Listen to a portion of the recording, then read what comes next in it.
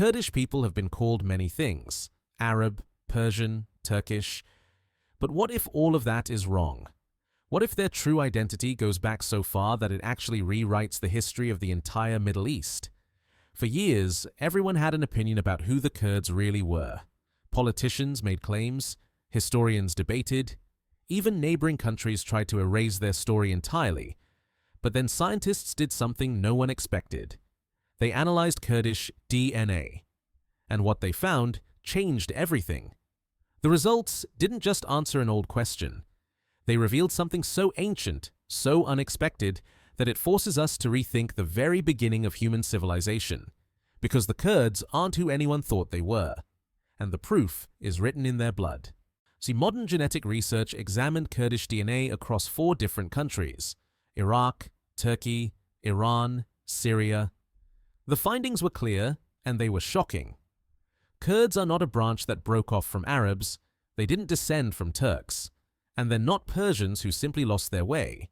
Instead, their DNA shows something far more important: direct genetic continuity with the ancient peoples of the Fertile Crescent, the very birthplace of civilization itself. Scientists traced their markers back to the Zagros Mountains, the same place where some of the first humans on Earth learned to farm, the same valleys where wild grains were turned into crops for the very first time. Think about what that means. The Kurdish people today carry genetic signatures that link them directly to those original farmers, the ones who started it all.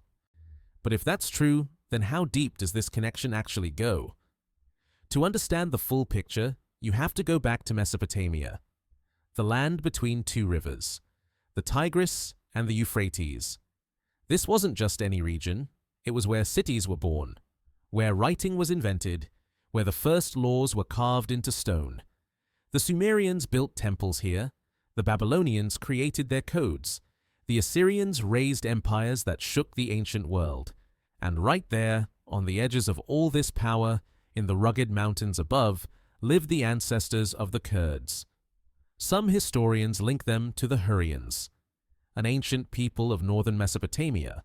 Others point to the Medes, an Indo-Iranian group that helped bring down the Assyrian Empire. But here's what makes it even more interesting.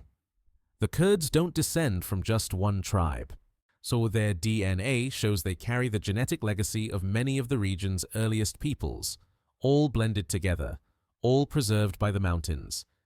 But why did everyone get this so wrong for so long? For centuries, outsiders made up stories about who the Kurds were. Some said they were just mountain Turks who forgot where they came from. Others insisted they were Persians who lost their language over time. A few even claimed they were Arabs who migrated north and stayed. But science has destroyed every single one of those theories. The DNA doesn't lie. Kurds are not a branch of another nation. They are an ancient people standing on their own. Their genetic markers don't just overlap with their neighbors. They show unique signatures that set them completely apart. This isn't just about biology, it's about identity. New for a people who have been denied their own state for generations, this proof confirms what their ancestors always knew. But what if history had gone differently? Imagine something for a moment. What if the Kurds had their own country? A nation built on an ancestry older than most civilizations that exist today. A homeland stretching across the Zagros Mountains, rich in oil, full of water, bursting with culture. A place where the people who survived Assyrians, Persians, Arabs, and Ottomans finally stood on their own ground.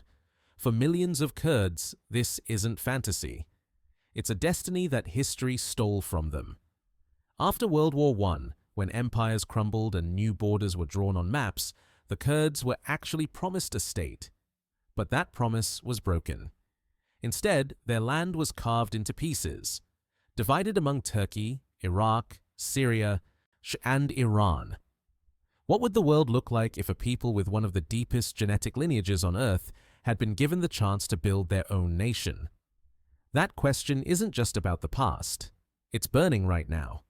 In the Zagros Mountains, in the heart of Kurdish land, some of the earliest evidence of human life was discovered. At Shanidar Cave, scientists found the remains of Neanderthals who lived there over 60,000 years ago. When modern humans arrived later, they didn't leave. They stayed in those same valleys. They started planting seeds, taming animals, building the first villages. The Kurds aren't newcomers to this land. Their story goes back so far that it touches the very beginning of humanity. You can still see the proof today. At Jarmo in Iraqi Kurdistan, the archaeologists uncovered one of the world's first farming villages. People grinding grain, keeping goats, constructing permanent homes. In the same highlands, sites like Göbekli Tepe and Sayonu rose, places where early humans carved stones and built shrines before cities even existed. These aren't random locations, they're fingerprints. And they've never been erased. So how do the Kurds compare genetically to the people around them? With Arabs, there is some shared ancestry, but the Kurdish gene pool leans far older, rooted deeper in ancient Mesopotamia. With Persians, Kurds share Indo-Iranian heritage, but their DNA shows much closer ties to the original Zagros farmers. With Turks, the difference becomes even sharper. Turks carry Central Asian ancestry. The Kurds remain tied to the Fertile Crescent. With Armenians and Assyrians, as there are overlaps. After all, they shared the same mountains for thousands of years. But even then, the Kurds maintained their own distinct genetic identity. While other populations absorbed wave after wave of newcomers, the Kurds stayed separate, protected by their mountains, holding on to their ancient lineage like a sealed time capsule. But why did this happen? Why did the Kurds remain so different when everyone else changed? The answer is simple. Geography. The Zagros Mountains are both brutal and protective. They isolated Kurdish tribes from invaders, but at the same time they forced those tribes to rely on each other. Mountains create resilience. While great empires rose and fell in the fertile plains below, the Kurds endured in their valleys and peaks. Their DNA became a living record of the world's first civilizations.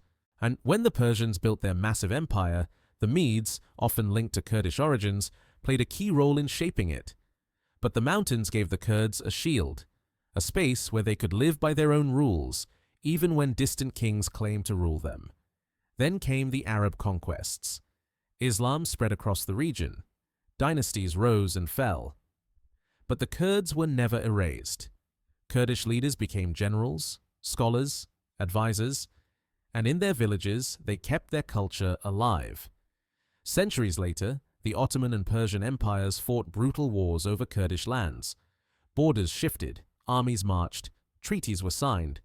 But when it was all over, the mountains still echoed with Kurdish voices. Faith became part of that survival. Most Kurds today are Muslim, but some still practice Yazidism, one of the oldest religions in the world. Or it carries echoes of Mesopotamian gods. Fire worship, ancient rituals that existed long before Islam or Christianity. Even within Islam, Kurdish names stand out. The most famous is Saladin, the warrior who united Muslims and defeated the Crusaders. But the real survival wasn't in battles or politics, it was in the villages, where Newroz, the Kurdish New Year, still lights bonfires every spring to celebrate rebirth. These traditions weren't borrowed from anyone. They're pieces of memory carried across thousands of years. Genetics tells only half the story. Culture tells the other half. The Kurdish language belongs to the Indo-Iranian family, linking them to ancient Persia. Their music carries old rhythms and instruments passed down through generations. Their oral stories about warriors, love, exile, root and survival kept their identity alive when empires tried to crush it. So, why does any of this matter now? Because history doesn't just sit in the past, it shapes everything happening today. Right now, Kurds live scattered across Iraq, Turkey, Iran, and Syria, often as minorities, often denied independence. Some are told they don't even exist as a separate people, but science has proven otherwise. The DNA shows that Kurds are not a recent invention. They are one of the world's oldest continuous peoples. Still here, still distinct? The truth is this: Kurds are not merely descendants of someone else's story. They stand as one of the founding pillars of human history itself. Their DNA links them directly to the people who invented farming, who built the first villages, who laid the foundations for everything we call civilization. In their blood is the memory of Mesopotamia, in their mountains is the survival of ancient humanity, and their story proves something powerful. That identity cannot be erased by empires. It lives quietly in the human heart, and in the code of life itself.